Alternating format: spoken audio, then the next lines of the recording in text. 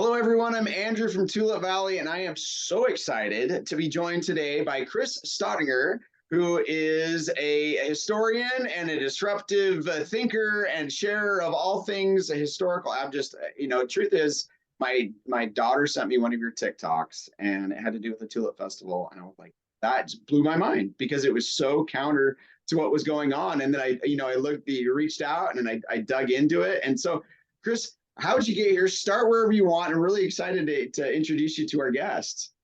Well, first and foremost, thanks for having me on today. I really appreciate it. Oh man, the origin story, the great beyond.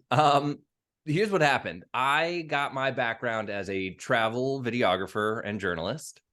Did that for about 10 years, and then came a time where I needed to do a little career shift because my wife and I were having kids.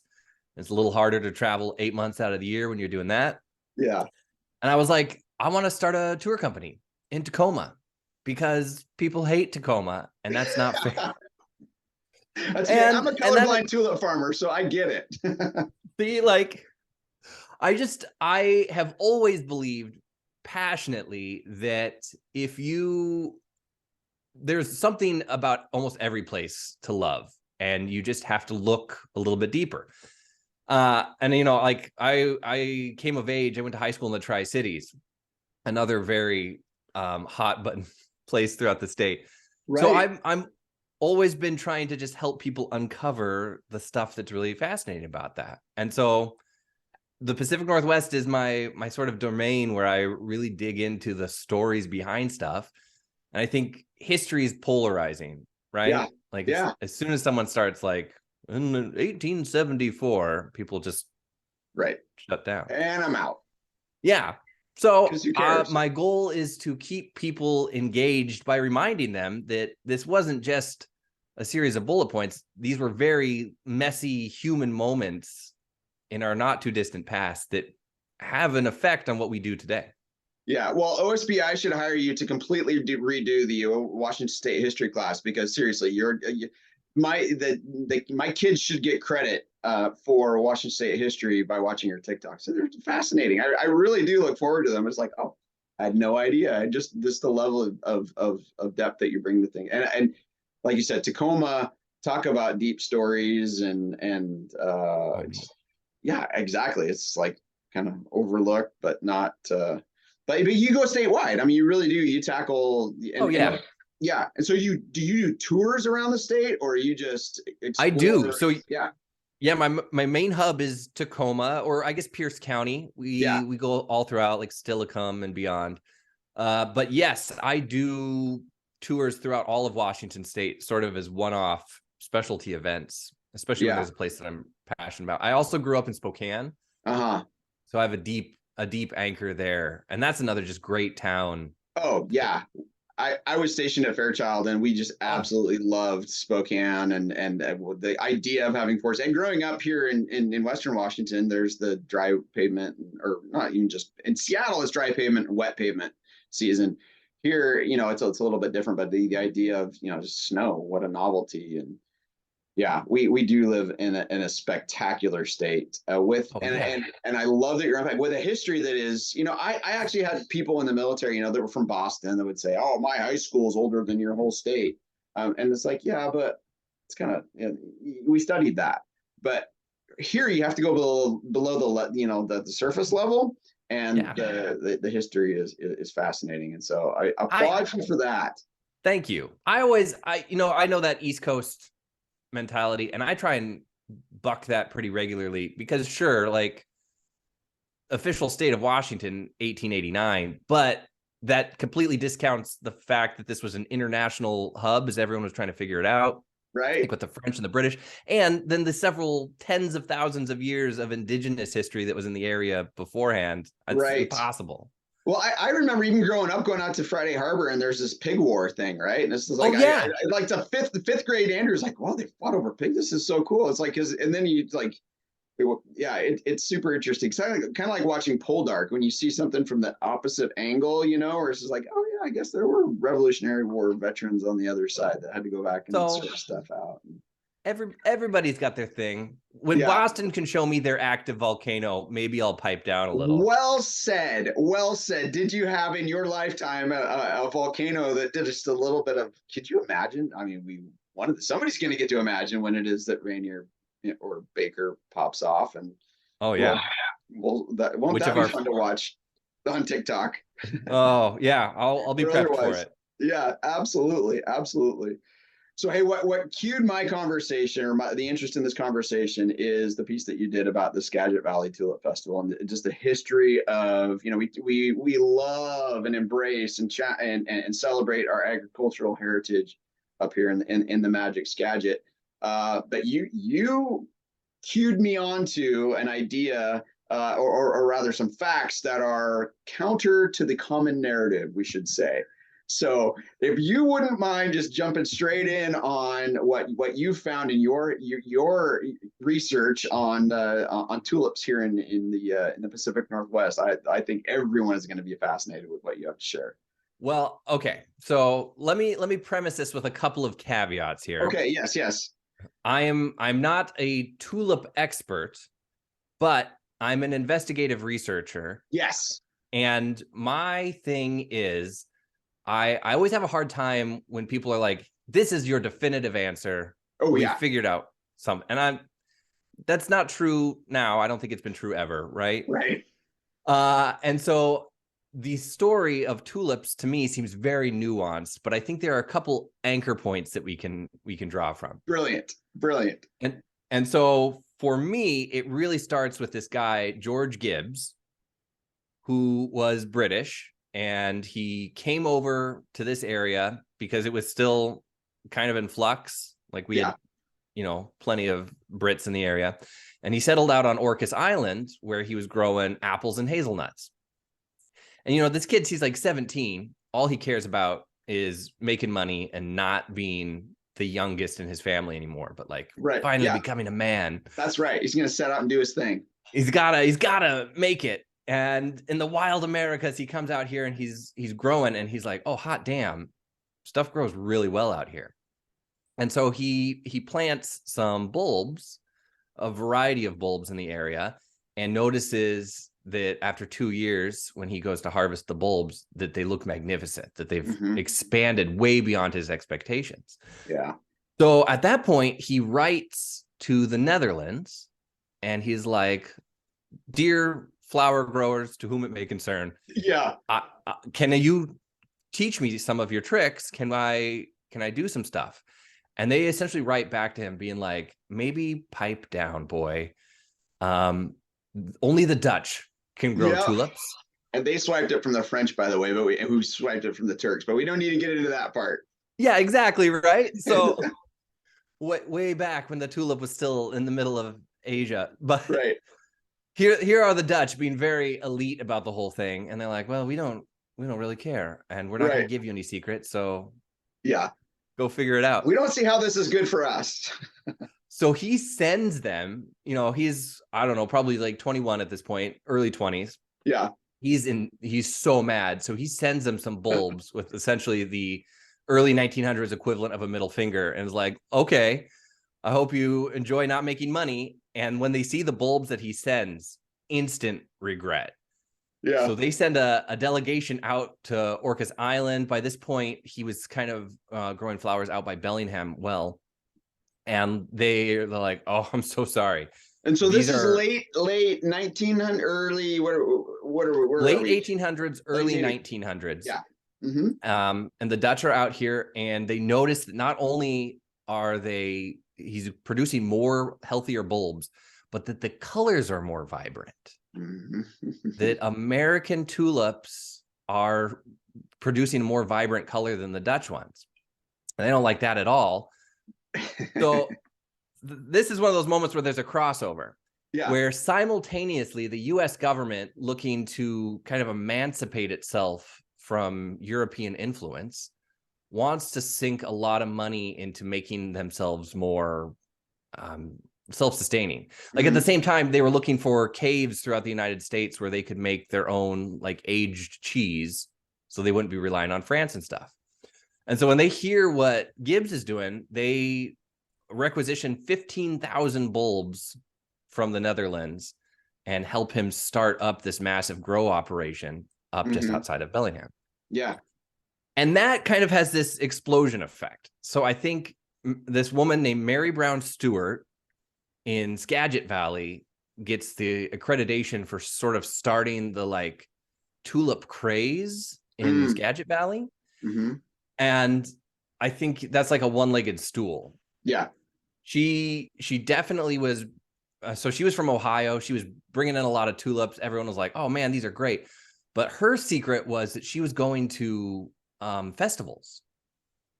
So she spent a lot of time taking the boat over to Bremerton, going to Seattle, and essentially being like, other flowers are boring. Tulips are what all the ladies are into. So on the so she was selling to gardeners. So she was selling bulbs to gardeners. Yes, as that very Dutch thing. That's where the money's at. It's not in the flower. It's in the bulb. In the bulb. So she would take the tulips to expos, and then when people saw them, she would sell the bulbs later. Yeah. She was the Kardashian of tulips, right? She was just made this whole money-making, fame-generating empire. So is this like Roaring 20s also type of the money, or is this still or like turn of the century? So she plants her first tulips in 1906. Okay. Which is 1 year after the establishment of George Gibbs's tulip 15,000 bulb empire. I see. And simultaneously, you have a huge like swath of Dutch immigrants who come over just because they like the area. And they're kind of the first group that's like, oh, you live in a floodplain. We should dike the hell out of this thing. Right. So suddenly, you know, Whatcom, Skagit Valley become like a little Netherlands with this fertile floodplain, really incredible weather for it. You know, mild winters, cool springs, and the flowers love it. They do love it. So I think somewhere in the middle there, right? There's that dark spot between George Gibbs, Mary Brown, and then like the Dutch immigrants, especially like out of Linden, kind of trickling down through the area. Right. Yeah. Where you start to see this tulip operation start off, but the thing that really kicks it into high gear above all else are cars. I mean, you know, everyone had to travel around Puget Sound on like the mosquito fleet. As soon as they build roads that aren't just instant death traps by like 1920, and everyone suddenly has their own car and they're like doing road trips for fun. That's right. All these little towns are like, damn, we need some way to make money and get people to come here. Yeah. And the same way that Leavenworth was like, we could be Bavarian, I think. Right. Yeah, exactly. What would people buy? What would people travel for? Right. Skagit Valley was like, shoot, let's do flowers. And so they sunk a ton of money into it. So much so, my favorite is that during the like first tulip festivals, they obviously had a tulip queen and everything, but they would take these World War I airplanes and just drop tulips, not the bulbs, but the bloom, just across crowds of people. I'm gonna do that. I'm taking a note here. I've got a list of things to do. It's a return to the bloom bombers. Bloom bombers is so good. Bloom bombers. Oh, I got it. It's happening. Get yourself an old crop duster. There's nothing new under the sun. You heard it here first. Excuse me. So yeah, I think you just see this explosion of interest and color, and then all of a sudden, now we fast forward 100 years, and I've heard from so many people since I did the TikTok, who are like, yeah, we grew up in Skagit Valley. We were born and raised with tulips. Our dream was to go to the Netherlands and see the beginning. And they go to stores there and turn over the package. And it's like, bulbs proudly made in Skagit Valley. Like, yeah. So I think you see this switch, right? So now the Netherlands, which is still the leading producer of tulips globally. Oh yeah, by orders of magnitude. Yeah. Still really maintains a lot of that aloofness and secrecy. And I think they keep theirs in-house. Oh, when they want to sell them, they import them. They import them from your area. Yeah, and sell them abroad. Yeah. Okay. So we get it up through in terms of mobility, and then so was it the First World War? How? I mean, did we just did it kind of rotate out, or What kind of go happened on is pause, or? there were like 3 big freezes.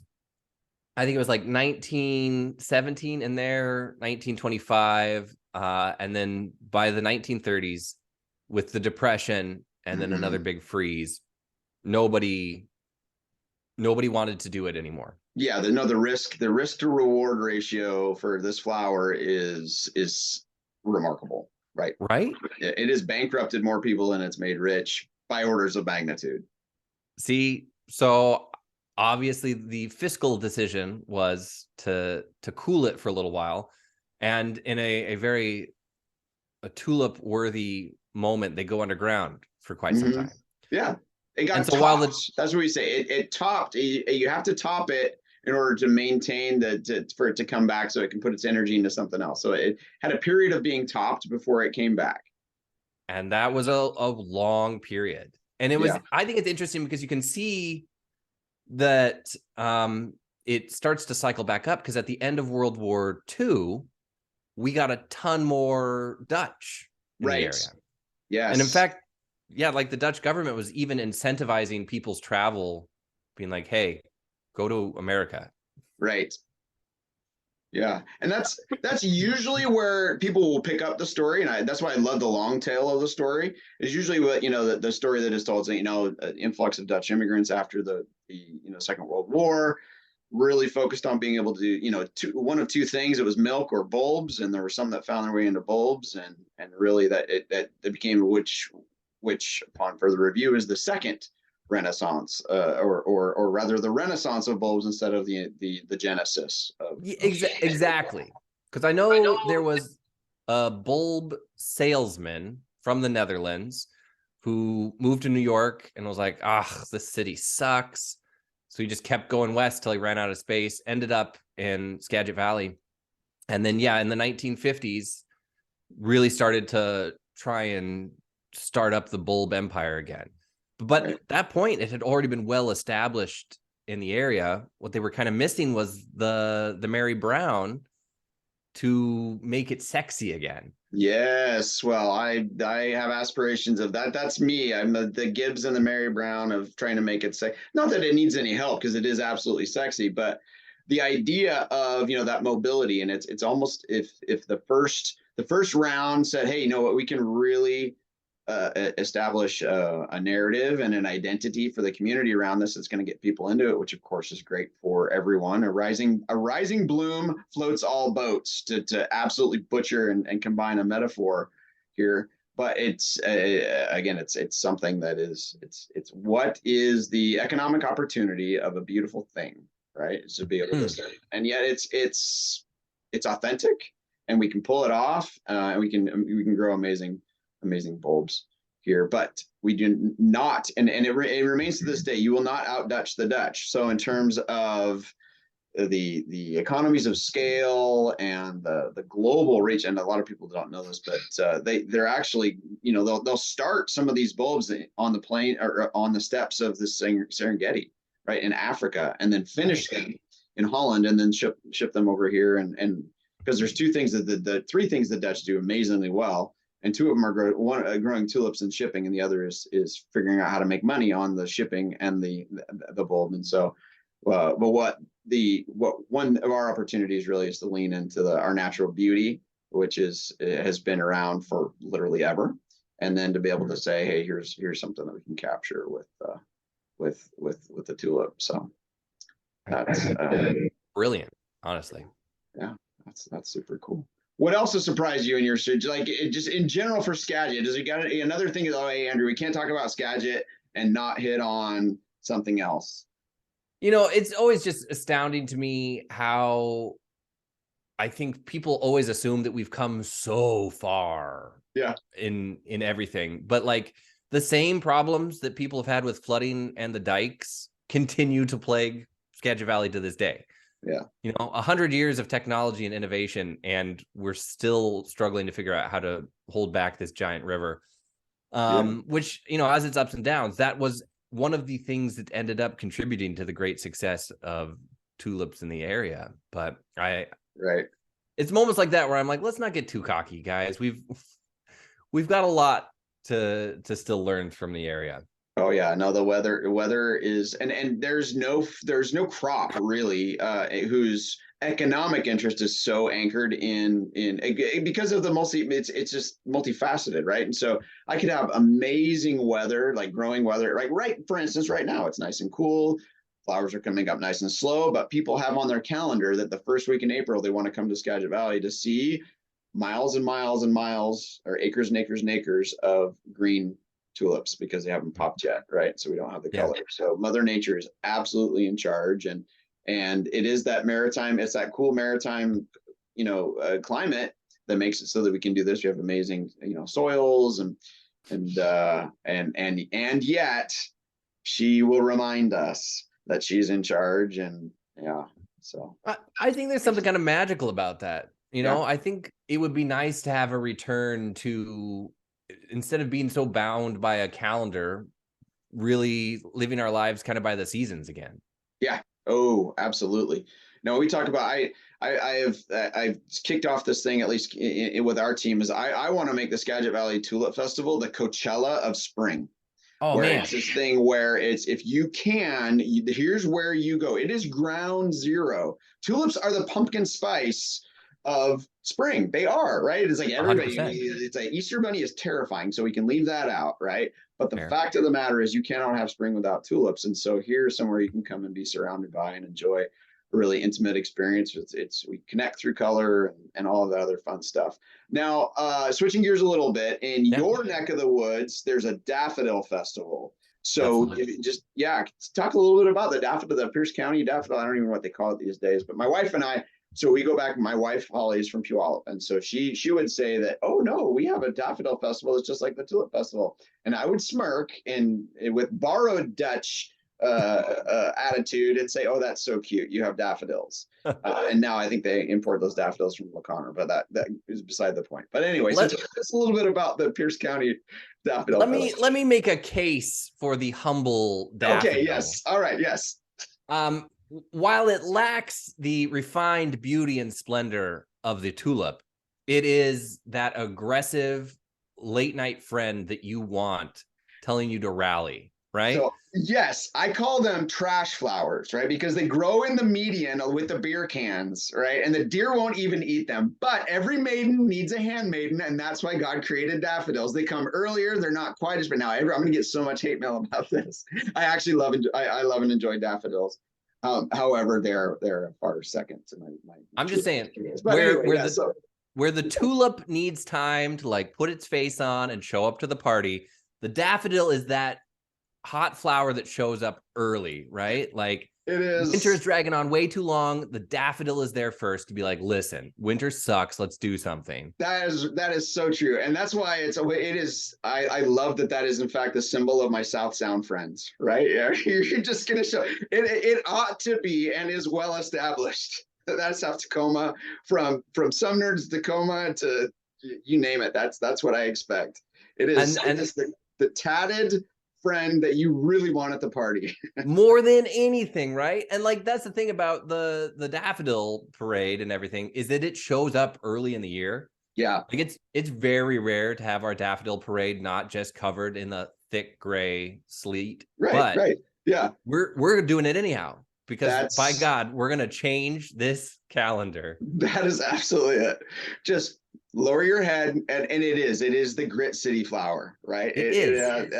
That is fantastic. I love that. It's the sentinel that guards us from the ever encroaching winter. That bright yellow wake up to be like, oh, I guess we got to go back to work, right? Yeah. You're spring and planting, and it's just out there. You won't see any other flowers yet, just the daffodil holding the line. There it is. That's I love it. So Chris, this has been so fun. Anything else that you'd like to share with our audience before we close this out? I mean, oh man, don't get me started. I will just go for ages about everything. And on that, right, how people can find you on TikTok and find out more about your business. If somebody wanted to book a tour, what's the best way for people to both enjoy your what you do, which I think is phenomenal. Again, Literally everything is just pretty gritty tours. The pretty and the gritty tour. That is, and we're gonna have to go into a logo redesign to get you a daffodil for that, because that is the pretty gritty. So when I have I'm gonna get a t-shirt made for you. Instead of trash flower, I'm just gonna get the pretty gritty on for some daffodils. We are both. We embrace both sides. I love it. Yeah, TikTok, YouTube, Instagram, everything. Great, pretty gritty tours. Well, you're moving the needle, and I appreciate that. And you're going to add to the enjoyment of all of our Tulip Festival guests and anybody else who listens to that. I deeply appreciate your time and sharing your background and interest and research. It's been a lot of fun. So I'm going to have to go back, and now I need to get a bloom bomber. I need to name one of my cows Mary Brown and Joe Gibbs and all that other fun stuff. So you need like a tulip cannon, I think, is something that could really, yes, writing that down. Tulip cannon. Oh, you don't have to get me started. We'll have it all. Listen, I'm here for this. All right. Well, you got to come up, because we've got passes set aside for you and your family. So when you get up here, you'll walk the many miles of tulip trail that we've got set up this year. So outstanding. All right, everyone. I'm Andrew, and I've been joined today with my friend Chris, and we have absolutely destroyed the common narrative around tulips. And actually, we've added we've added the prologue to the common narrative to tulips. But the fact of the matter is, tulips are fascinating. The history is fascinating. The present's fascinating, and the future is the best is yet to come, because we're gonna make it. So nothing new under the sun, but we could use some sun this year to get these flowers a little bit out of bed. But it's all good. So thank you for joining us. And of course, do the like, share, and everything else that goes into this. Let's get the word out about this great podcast. So thanks. Thank you.